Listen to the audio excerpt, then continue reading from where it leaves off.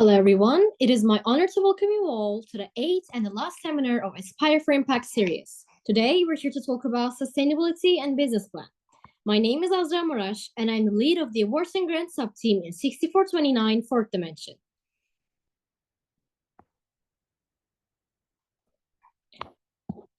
Sadly, there won't be any seminars after this one, and we would like to remind you that these sessions will be recorded and will be shared on social media. Keep in mind that if you choose to ask any questions or write in the chat, your input will also be recorded as a part of the session. Because of this reason, we advise you to ask your questions after the presentations are over. Speaking of questions, we're here to guide you, so do not hesitate to ask us anything that you have in mind. In this seminar, Team 6429 and 6865 will be presenting, so let's hear from them. Manitoulin Metal. Hi, I'm Alex. I'm the team captain of Manitoulin Medal 6865. We are located in Ontario, Canada, and I'm super excited to be presenting about environmental sustainability today, and I will let my mentor introduce herself. And hi, everyone. I'm Yana Bauer. I'm lead mentor for 6865, and it's been an honor to be a part of these seminars with Fourth Dimension. Today, I'll be talking about one of the most important aspects of our team's sustainability efforts, project documentation. Project documentation involves keeping a detailed record of each project that is conducted throughout the season. But why is it important? Firstly, project documentation ensures that all the lessons we've learned from our projects are accessible to everyone, both current and future members. This way, our team avoids repeating mistakes and can build upon past successes. Therefore, it allows us to preserve the knowledge and experiences that we've gained. Now, how is this process sustainable? By documenting each project, we reduce the need to do everything all over again. Instead of starting from scratch, we can refer to previous efforts and adapt to them. This also makes it easier for new or less experienced members to learn quickly. When documenting, we ensure certain key elements are included.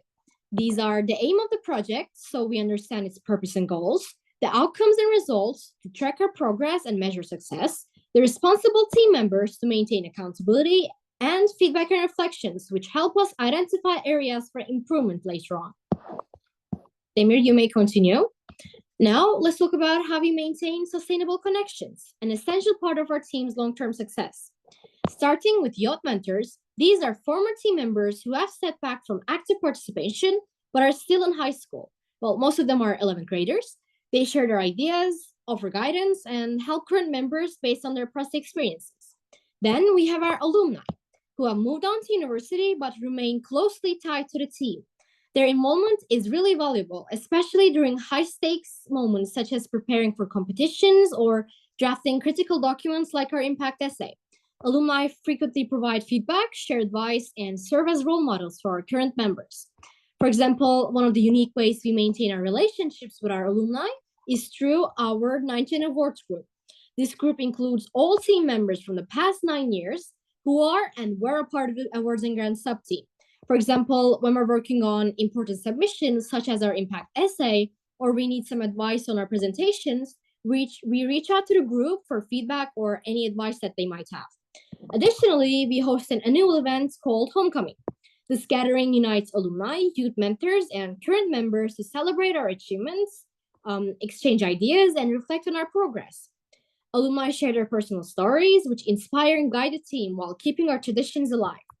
By integrating contributions from youth mentors, alumni, and mentors, and by creating platforms like 9 Awards Group and homecoming events, we build a self-sustaining cycle of learning. Thank you for listening to me today. Now my team captain Demir will be talking about how Fourth Dimension acts as a local and our environmental sustainability strategies. Hello everyone, I'm Demir, I'm the team captain of 6429 and I will talk about how does Fourth Dimension act as a local. So, acting as a local starts from prioritizing local businesses, but why should we do that? Because being a local, so Fourth Dimension is a local of Izmir, a town located in the western of Turkey, and we prioritize local businesses being affiliated with local businesses.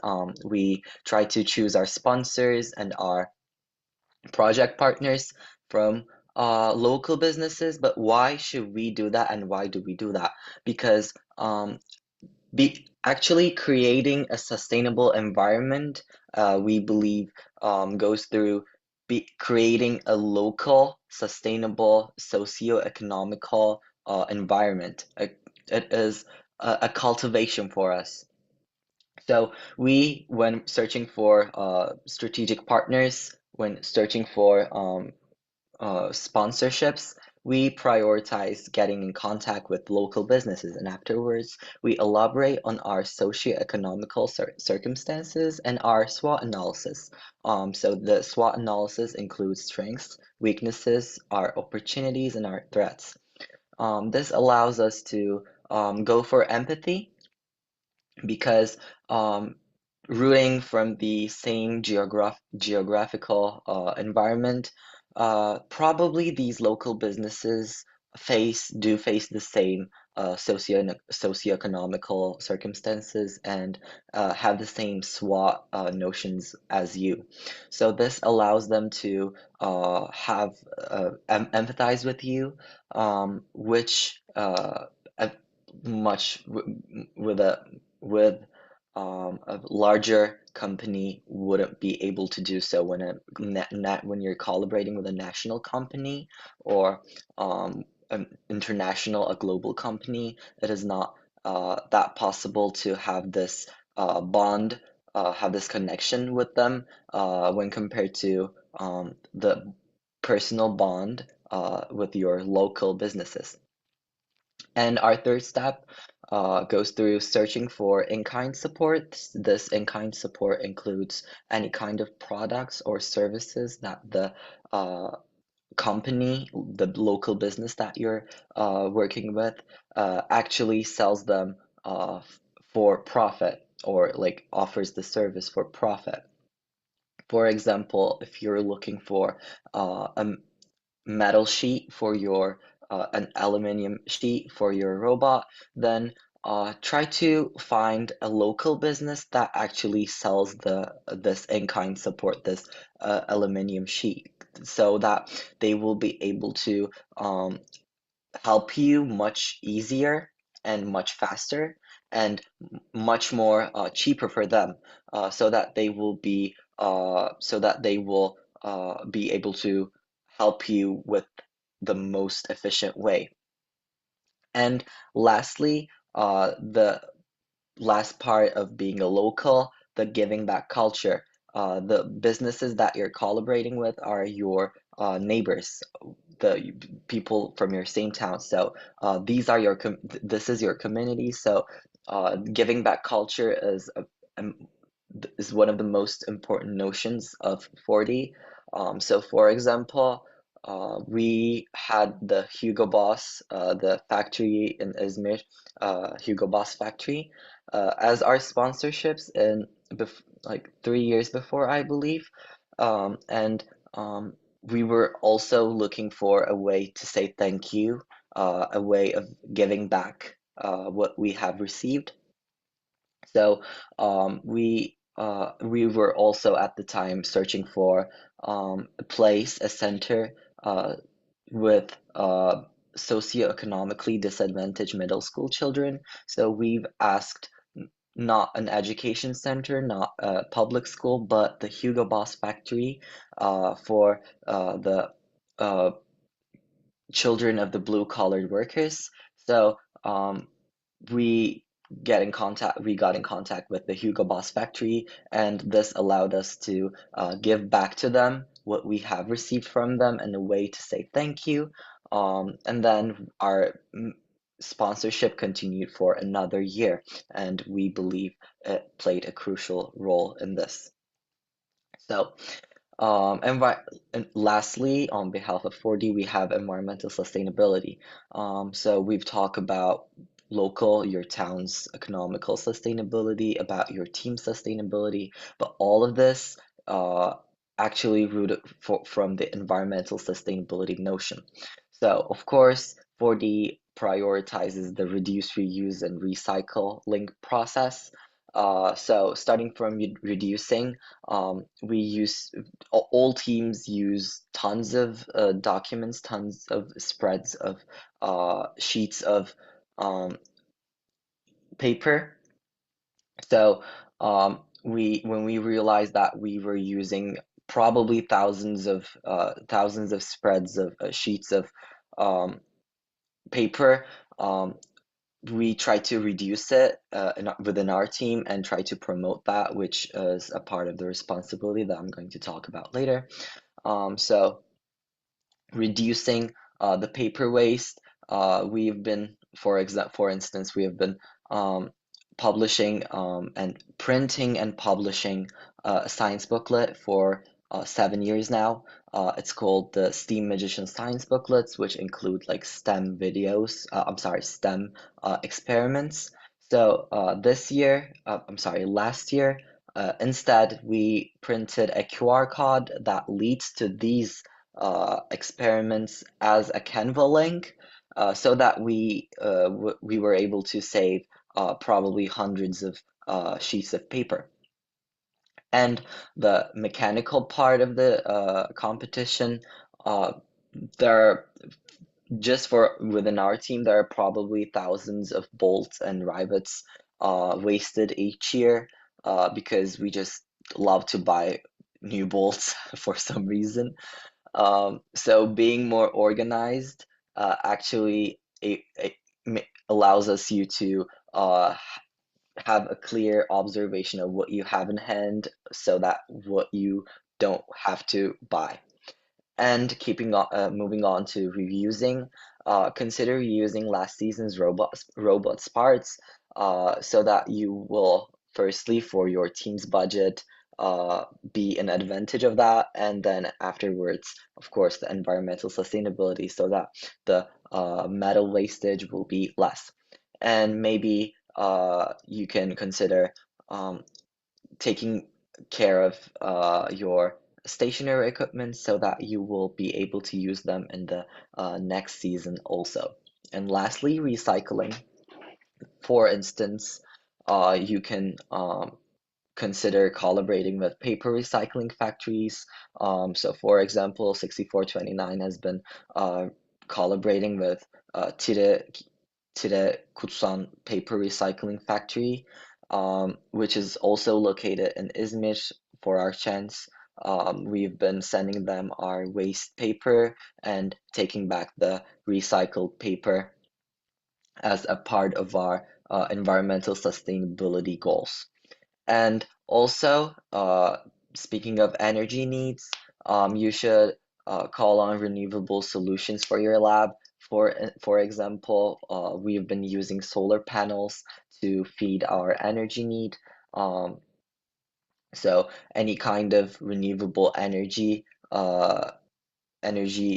resources, if you can provide any of those, please try to tend to them. And lastly, even though this is not stated as a part of the first mission or like any kind of besides the sustainability award, it's not a criteria of the first impact award of the engineering inspiration. But as a team, as a person, I personally believe that everyone has a responsibility for what they do, but also what they don't do. So try to be responsible of your own, and as a team, you have the power of an organization. So please try to use that power to work on raising public awareness so that not just your team, but all so your community, your local community can benefit from environmental sustainability. And that's the end of our presentation. Thank you. Thank you guys so much. So we are going to touch a little bit more on environmental sustainability. You put that really well, your environmental sustainability slide. That was really awesome. And so we're just going to talk a little bit more in depth about that. So just as a reminder, I'm Alex. I'm from Team 6865, and I'm going to start by talking about what does sustainability mean. So in the context of first, sustainability means two things. There's team sustainability, so ensuring the longevity of the team through management planning and responsible use of resources, and environmental sustainability, which was added to the Sustainability Award pretty recently last year. So ensuring the longevity of the environment through management planning and responsible use of resources. So you can kind of see how these two are very similar, and they do go hand in hand. So longevity of our entire world depends on the health of our Earth. First, teams can do their part by integrating both types of sustainability into their team plan. So if we don't have an Earth to do robotics on, there will be no robotics, is what I'm saying. So to the side, you can see there's just a picture of our team doing a shoreline cleanup, and some bags of trash that we collected. And so this is kind of an example of how your team can also work with the environment. Next slide, please. So integration of sustainability. So this part is very important. So you want to have sustainability and your environmental stewardship integrated into every part of your team, not just like one section of it. So there's a couple different ways you can do this. The example I have here is for our budget. So your team can have a big impact on the environment, and you need to make sure that you account for that. So what 6865 does is we purchase carbon offsets for our team, and carbon offsets are basically you give money to a company, and they take your carbon footprint and they offset it so that you are carbon neutral, and they can do this different ways, like by planting trees and stuff like that. Why do you need them? So say you have a high carbon emission because of all your transportation to and from your build practices. This puts you in the negatives, and you're not for your carbon emission, and you're not neutral or above. And so that means you are having a negative effect on the environment. And in order to put yourself at carbon neutral, you buy these offsets so that every negative action or action that may hurt the environment is accounted for. And that way you're taking responsibility, like Team 6429 said. So the next part is to account for it. So make your environmental goals part of your plan. So what 6865 does is in our budget, we have like a fundraising goal and section specifically for purchasing our carbon offsets. And that is accounted for in the money that we need total for the season. And that's just a good way to make sure that it doesn't get forgotten and that there's always money to achieve your environmental goals. Additionally, you can find partners with aligned goals to help purchase these carbon offsets. You can pitch your mission to them, and I can guarantee you will be very happy to support this. For example, 6865 has a partnership with Cheeks Ahoy, and they funded our carbon offsets for transportation to Worlds, and we have to take a flight there, so it's quite a bit. Eventually, like once you get your mission and your goals out into the public, and once people see that what you're doing for the environment, sponsors will start to approach you with these funds for carbon offsets because they believe in what you're doing.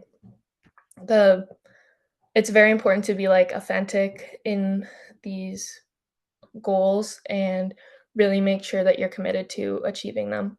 Consistency is also really important when dealing with the environment. If you just do one thing one time, it's helpful, but it won't make as much of an impact as if you keep consistently integrating sustainability into what you're doing. Next slide, please. How else can you reduce your carbon footprint? So there's two different ways. So I'm going to focus on team habits first. These are just things that can go into your everyday schedule. So things like carpooling to practices, preserving energy, and Team 6865, we do this through solar power. So we use solar power energy to charge our batteries for our robot and for our tools. And so our build room runs on solar power, which is a really great renewable energy resource. Additionally, just don't let things wait on standby, using up energy. Like if something's done charging, unplug it, stuff like that. Additionally, recycling and reusing old parts. Team 6429 also touched on this. It's very important just to save money and also the supplies, like the resources needed to create the supplies and transport it to your robotics team. Next is events and activities. So these are things that are planned specifically to increase your environmental stewardship, and they can't just be like worked in, like they need a bit more planning. So tree planting, our team has planted over 100 trees, and we did this because of one of our partners, Manitoulin Streams. They donated trees for us to plant, which was really great. And this is another example of how your mission can align with your partner's mission, and you can both have a win-win situation. So Manitoulin Streams is very focused on improving our environment, and so are we. And so they donated trees so that we can plant them, and then that way both of our goals are achieved. Additionally, shoreline, roadside, and park cleanups. So go around, collect garbage clean up your streets, make the area look nice, and protect habitats of the animals living there.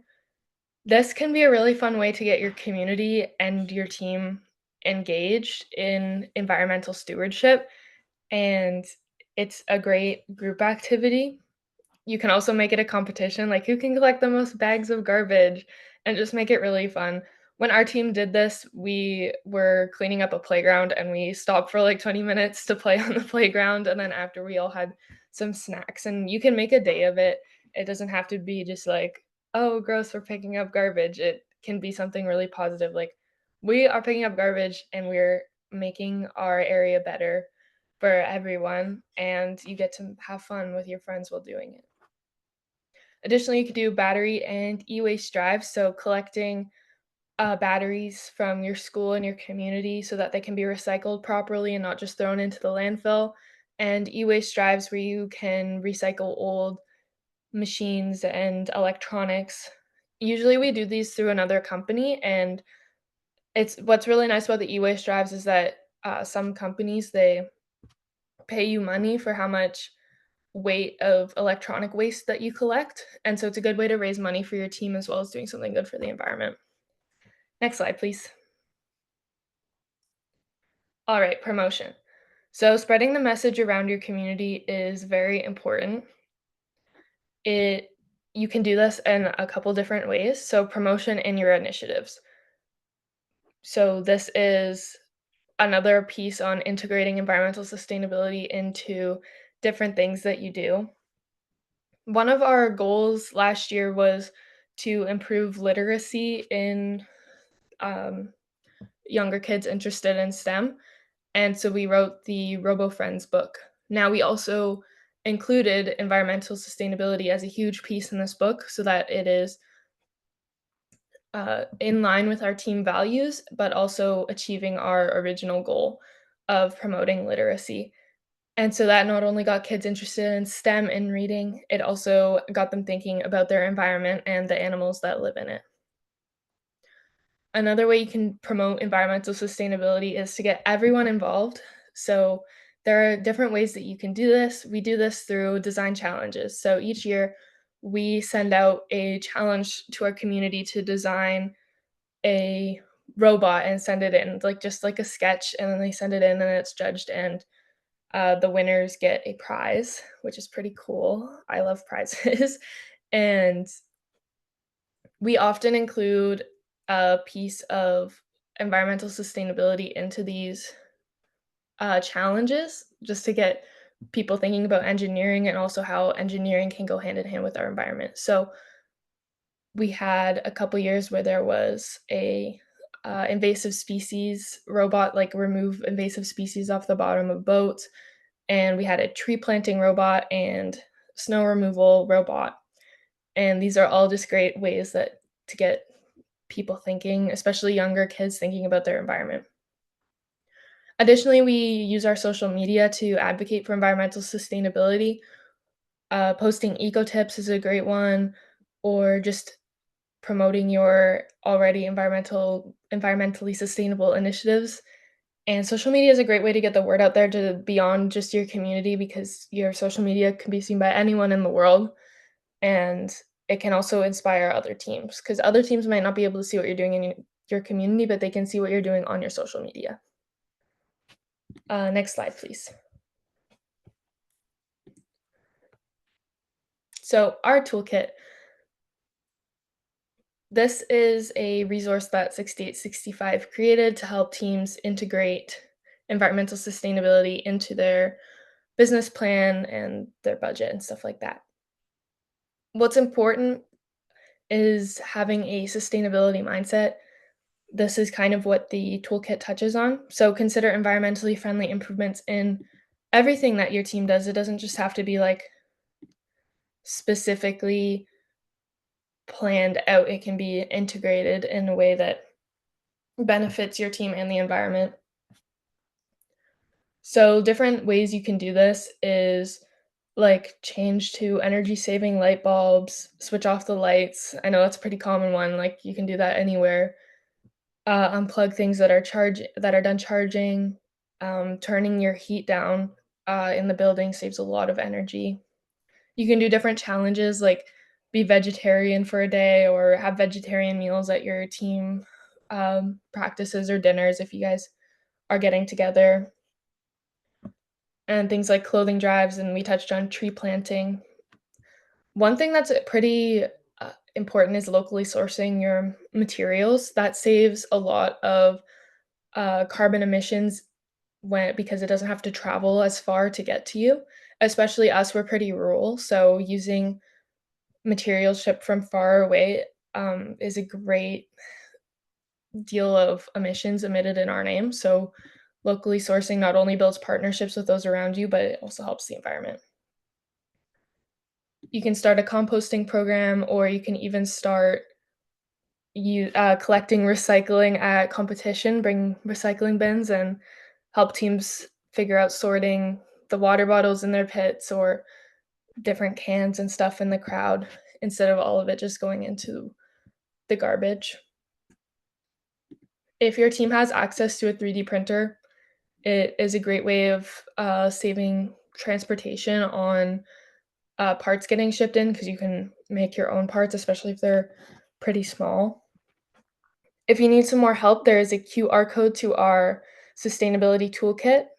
This toolkit includes a carbon calculator, so you can see how much carbon your team is emitting, and you can also calculate how much your team is offsetting, and you get a total if you're in the negatives or if you're carbon neutral or carbon positive, which is really nice. There's definitely more considerations that are suggested, including going to green hotels when your team is traveling. And there's just a bunch of things you can consider, and it's important to like have that sustainability mindset where you're always considering what could make this more environmentally friendly. That's a question that you should be asking yourself. Thank you guys so much for listening, and I hope you'll have a great day and that you learned something today. Thank you. Hi, everyone. Okay, so we are Team Sycamore from Israel, and today we're going to lecture about SWOT and risk analysis. So we will start with the risk analysis. Danielle, it's your stage. Okay. Okay. So what is risk analysis? If you can click, please. Thank you. Okay. Risk analysis is the process of identifying and analyzing potential issues that could negatively impact our team's existence. This process is done to help us avoid or mitigate those future risks. If you can click. Okay. Why is risk analysis important?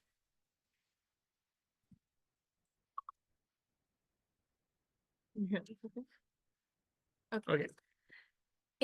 Risk analysis provides us a structured approach to assess our sentences, enhancing our team's adaptability and long-term growth and success.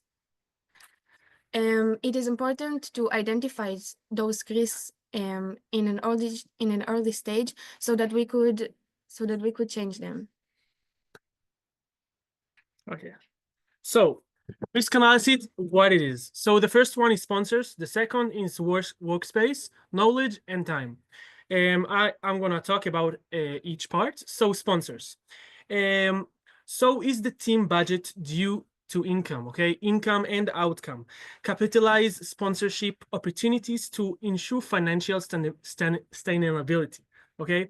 We want to measure our income and our outcome in order to see the money we have and we don't have and how to deal with that properly and smartly. Okay, the second one is workspace. In order to do a good workspace, we need to make a good use of the space. We have to maximize the team's ability. Like in our lab and in our school, workspace is very important and we need to use this smartly. Knowledge. It is important to perceive our knowledge every year and every season. You need to draw conclusion to help improve the team's abilities. It is important to take the knowledge from the mentors you have, the team members and the alumni. Time. In the building season, the time is very stressed and there's no time at all. Therefore, it is very important the time needs to be managed right. You can use Google Calendar. There you can write all the activities you need to do in the building season, and we can say it is very helpful for Or us. Jira.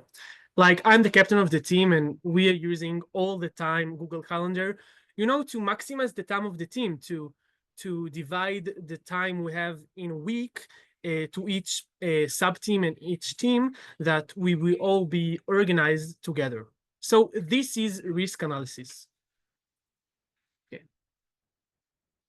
Okay, so the second part of this presentation is the SWOT model. So first of all, what is actually the SWOT analysis?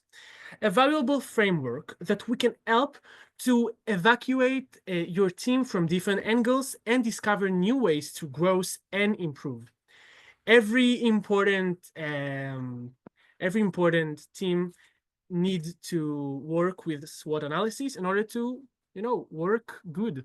SWOT model defines the team's strengths, weaknesses, opportunities, and threats. And this time we are going to give you examples for each letter, the S, W, O, and T. So let's start. Okay, the strengths. So this is the internal factors that give the FRC team an advantage and contribute to success. So maybe you should see the examples. Okay, so skilled team, experienced members with strong technical skills in engineering, programming, and design. This is a strength. This is what we want in our team to be our strength. So the second one is innovative designs, creative and efficient robust designs, ability to adopt and solve problems quickly. This is also a strength. The third one is mentorship and guidance. This is, I think, the important one. Experienced mentor providing support and guidance, helping with strategic decision and robot design. And the final one is to access to resources, availability to tools, funding, like from sponsors, schools, local community, parents, or I don't know, team members, and materials for building the robot. Materials is also very important. Okay, the second one is weaknesses. Weaknesses is internal challenges or limitations that hinder the team's performance or growth. We need to address our weaknesses before they could hurt us. So here are the examples. Limited time. As I said before, the time in the building season is very stressful, and therefore we need tight deadlines during the build season, leading to rushed designs or incomplete testing. Resource constraints. Lack of sufficient funding, limited access to advanced equipment or faculties. Okay. Communication issues. Okay. So miscommunications between team members, delays, and decision making, or unclear roles. Okay, and the following one is backup plans. Inefficient preparations for cognitive. Okay, such a robot. Wait. Such. Wait, we have an internet connection.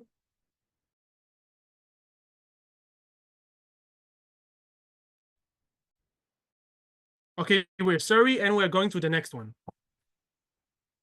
Okay, the next one is opportunities. External factors or trends that the FRC team can leverage to improve our growth. This is different from strength because this is strength I want to be, like opportunities, not what I have, what I want to have. Okay, so sponsorship and funding.